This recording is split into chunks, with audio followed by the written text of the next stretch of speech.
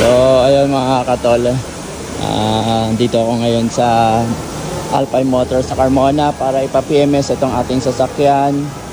Itong aking sasakyan na 30,000 kilometers. Yan, so yung 25,000 kilometers kasi hindi ko na videohan dahil na medyo nasita tayo ng guard nun.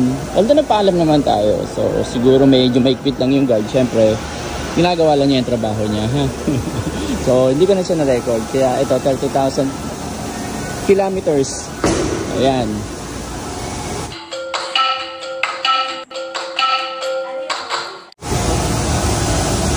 So ang gagawin dito, i-drain to kasi yung 25,000 kilometers is additional yun, top up. Ngayon 30,000, i-drain ito, and then yung gear differential oil. Yan, so yung differential sa ilalim, so papalitan yun. And then the usual, syempre mga brakes, so i-check nila yan. Then ganun. So alright, so ito si kuya. So siya rin yung nag-PMS dito nun. Ano yun, 15,000 ba yun? 15,000, no? So siya rin yun. So shoutout sa'yo kuya, no? So andito pa rin sila. As usual, malinis ang makina ko. Puro alikabok. Bubuksan lang ito pag PMS eh. So ayan, at dahil nag-uulan nga dito, ayan, so balik ako kayo mga kapag. So naglolo ko nga yung ano nito eh, yung monitor nito, ayan o, yung screen na yan, naglolo ko yung touch nyan. Actually issue na talaga ng ano yan, ng mga Montero.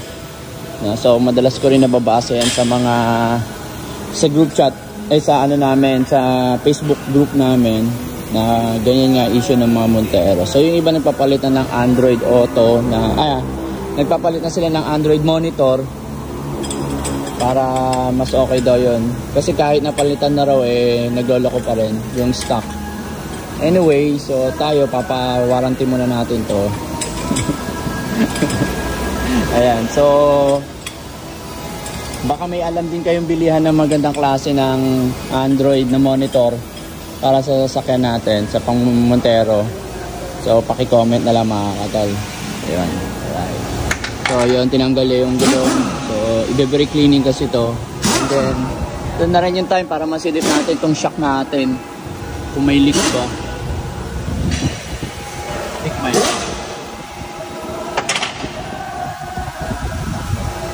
Baka sure kung leak yun eh. Tanungin natin si kuya. May leak na ba? Shock? Wala? So wala. So dumi lang to. Eto dito wala no? Hindi ba to? Moisture lang din. Moisture lang yun. Kinabahan naman ako. Kasi pag may leak, ibig sabihin nun, repack or palit, diba? So yung dalawa lang yan.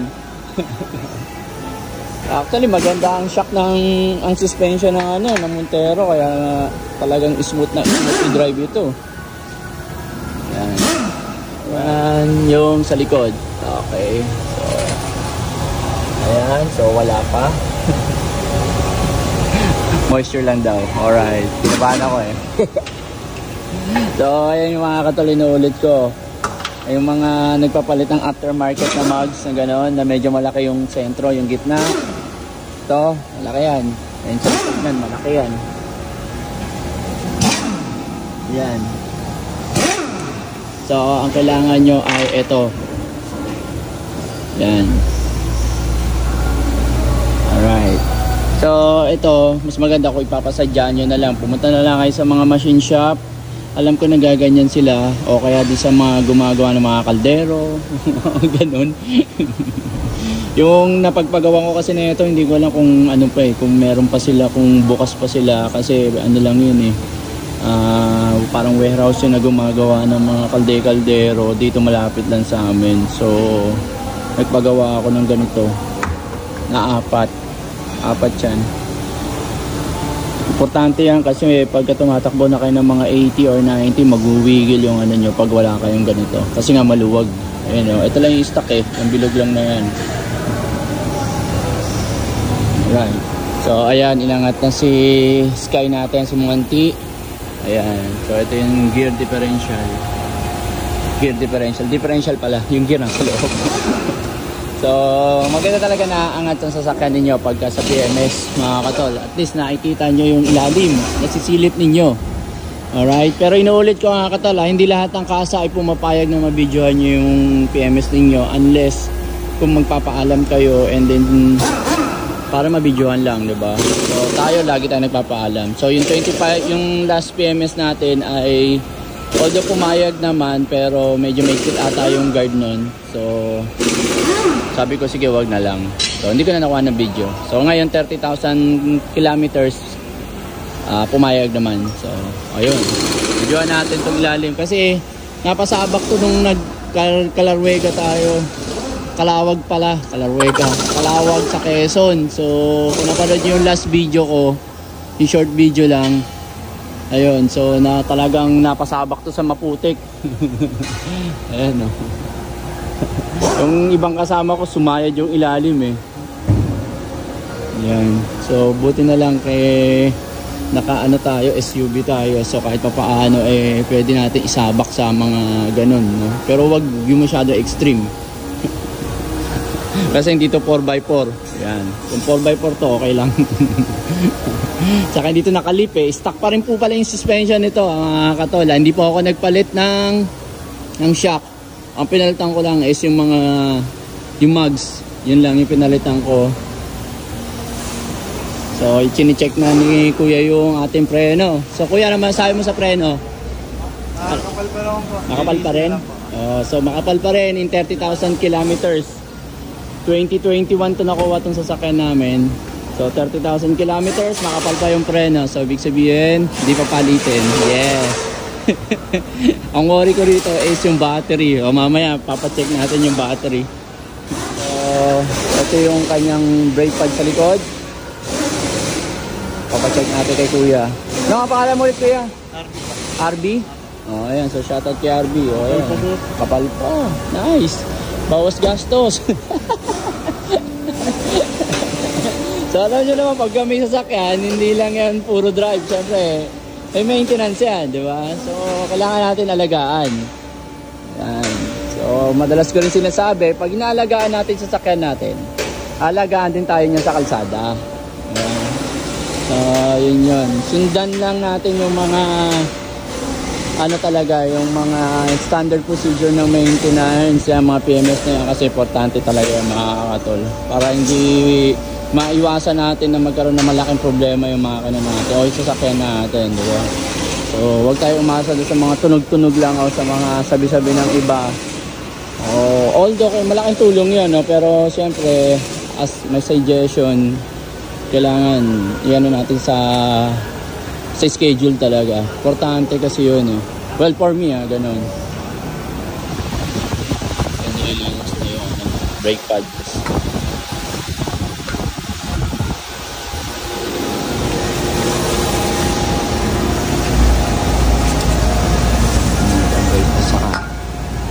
Brake pads tuloy, brake pad. Ang ginagamit ng panlinis ng brake pad sa kasa. Cleaner pala. Ayan. So, Lupimoli. Alright. Ito yung ating mga oil. Kasi ito yung gear oil. Ayan, na ilalagay sa differential dato. Ayan. So, ayan yung mga katol, ha. Legit, ha. Silyado ha. So, 8 litrong ano. Ayan na. So, para doon sa mga hindi pa nakakaalam, ang capacity ng oil ng Montero ay 8 liters ng oil. Pero hindi naman nauubos yan. May natitira talagang almost kalahati pa dyan. So, mga 7.5 usually, mga ganun. Yan. So, itong gear oil na to ay first time ko lang mag-ano. Ubus to? Mauubos. So ito ubus to. Ilang litro to?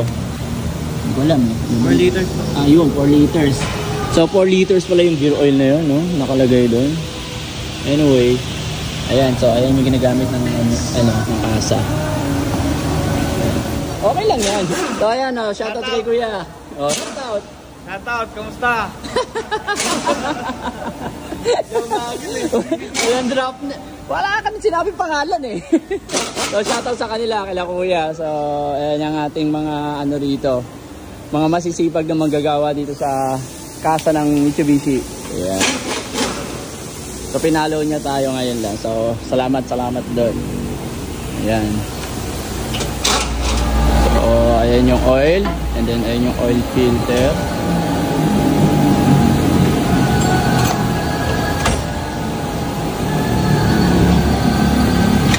Ayan.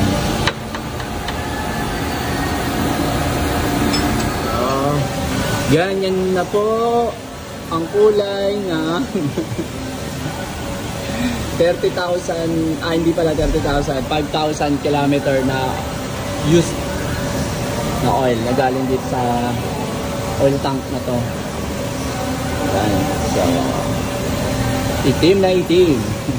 So, ayan. I-drain na si differential oil. Oh, ito ang itsura. Oh, medyo malinaw pa, no? Pero kailangan ng palitan yan. 30,000. Ayan.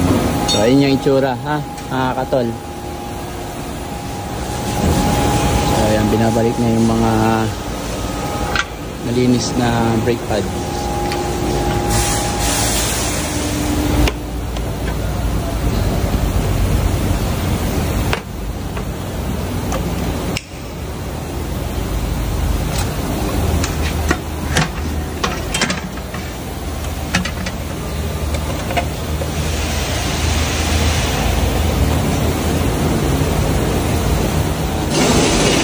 So ayan mga katol, lalagyan na nila yung isinalin doon, ayun na, ilalagay na rito. So pagka umapaw na raw, ang ibig sabihin lang daw no, puno na. So ayan.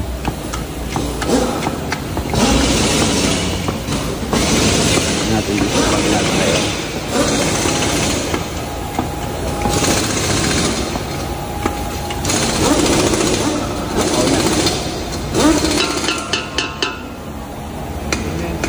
Puno na. Ayan. So, yun ang palatandaan na ano na siya, malamang mapaw na.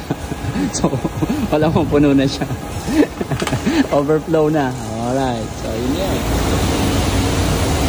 Ang tanggal ng oil. Para pala siyang alcohol, no? Bilis lang matuyo. So, ayan. Tanggal na yung mga bakas-bakas ng oil.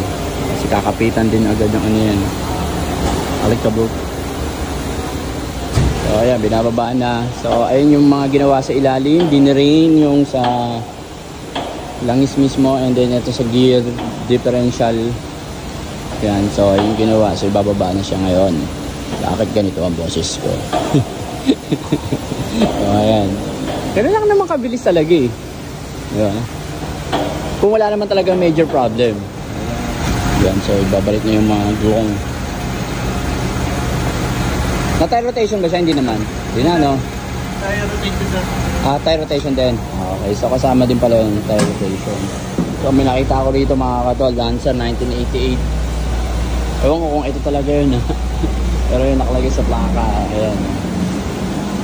So ito na siguro mga unang Lancer siguro to. Okay din eh, no? Japan yung style eh. Pero nasa kaliwa na yung ano, yung manibela eh, no? Ayan siya, oh. Yung style. Talaga mga ano ng sasakyan. Ayan. Ayos. Diba?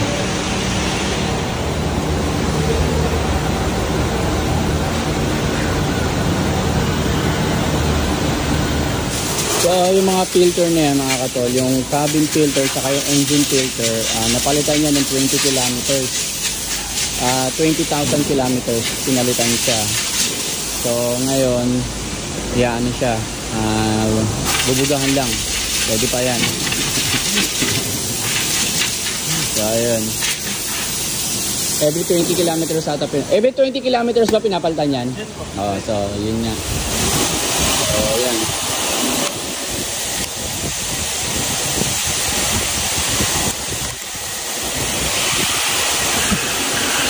Silyado. Dito lang yan, nasa Alpine Motor sa Carmona. Hindi ko alam sa ibang kasa. So, ayun mga katol.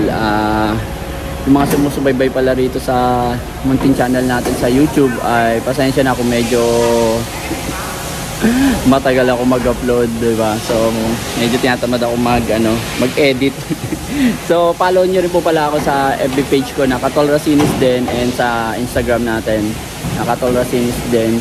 So, mas madalas ako nag-upload ngayon sa FB page natin. So, yun, follow nyo ako daw mga katol. Yun. Alright. So, ayun, na-check na sa dipstick, and ayun. Pero meron pa doon isang buo. So, papaanda rin pa kasi to para mag-circulate lalo yung kanyang oil. Tapos yan, dinagdagan ng washer fluid. Battery check. Hindi pa po ako nagpapalit ng battery mga katol. So ayan pa rin yung stock nya. Stock ng battery nito. So fairness, matagal-tagal pa. Ay matagal na. 2021 to, August nakuha namin eh. So tingnan natin kung ubra pa. Good pa? Oh, ayun, good pa daw. Alright, ang ganda na yung stock ng battery ng Mitsubishi Montero Diba? 2 years na. Yes, lagpas na ng 2 years to. Kasi August 2021 to eh. Ay, hindi pala, February pala to. 2021. So, 2.5 years na to mga katol. Pero goods na pa daw yung battery niya. Diba? Sa iba kasi, yung huli namin sa sakyan, yung binenta ko yung spin, 1.5, wala pa atang 1.5 year. Parang kailangan ng palitan eh, no? So, ito okay goods na goods. So, tipid. So, ayan. Connect na. In-start na pala yung makina.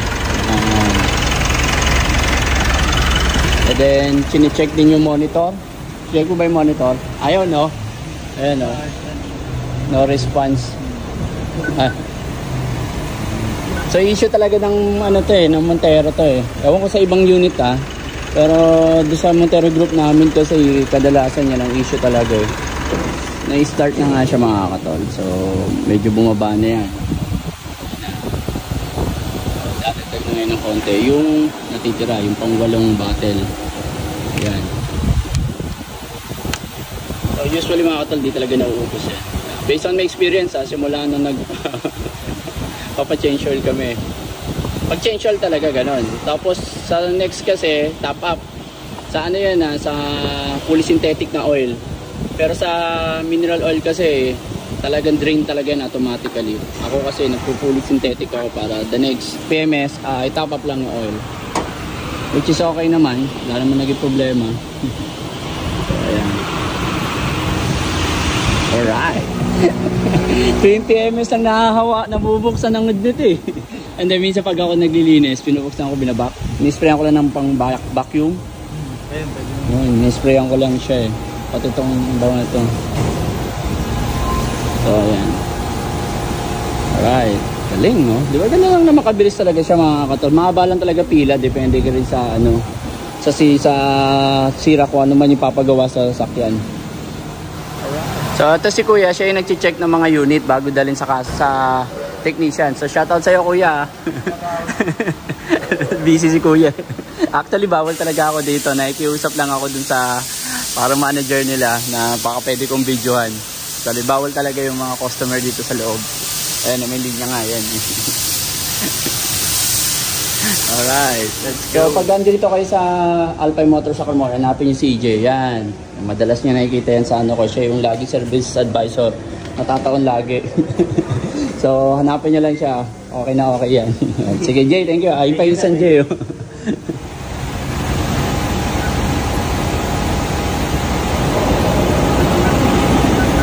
So ayan mga katol, actually tapos na to. So i-double check na lang nung parang supervisor nila, parang pinaka head of mechanic ata rito yun. So double check nila yan kung sa mga nasikipan na tornilyo, kung may mga na mga wire or something, ewan ko, basta i-double check nila yan. Then dadalhin sa car wash. Free po pala yung car wash dito mga katol. Alpine Motors Carmona. Alright. And then ang isa pa pala sa nagpapatagal dito sa PMS actually based on my experience is yung haba ng pila sa car wash. So since walang pila sa car wash ngayon, andyan na si Monty. So shoutout sa'yo kay Kuya, maraming salamat sa'yo. Sakto sir. Oo nga eh. So ayun. Thank you. Kaya mga katalo, ayun yung security dito. So sa kanila kayo unang-unang sila yung unang-unang mag-check up ng sasakyan nyo pagka dating nyo rito kung magpapa-PMS kayo. Ayan, shoutout kay Kuya oh. Alright. So yun mga katol. So tapos na yung ating PMS. Ito, pauwi na tayo. So yun nga mga katol, bumalik ako dito sa Mitsubishi Montero. Ayan, sa Alpine Motors sa Carmona. Kasi nag-text sa akin si EJ na okay na raw yung head unit. Pinaano na natin eh, pinawarranty na natin yun. So yung presyo pala ng head unit na yun ay 82,000. Ganun pala kamahal yun.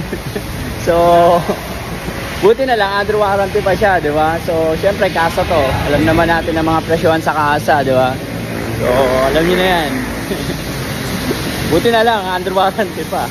Alright, so yun nga mga katol, ayan, napapansin nyo napalitan na siya. Ayan, exactly 1 month kasi September 11 nung pina-PMS ko to for 30,000. So pinasabay ko na rin yung warranty nitong head unit. So today is yan, October 11. So exactly 1 month dumating yung unit, yung head unit. So pinalitan na siya. And then eventually mga katol, ito pinasabay ko na rin to kasi hindi yan matambol. Ito ayaw gumanon yan. So pina-check ko din, nilubricate nila. Nag-lock kasi yan eh. Ayaw magtambol. So ngayon okay na rin. So hopefully hindi na siya magbalik, no. So baka mangyari din kasi sa inyo yan. Yan mismo yung upuan na yan, yung sa single na yan. Ito kasi double to eh. So ayan, ngayon okay na rin. Ayan, so everything's work na rito. Ayan, napipindot na lahat. Hop, ayan, lahat napipindot na. Yun lang. So ingat-ingat po tayo lagi mga katol. God bless po sa atin lahat.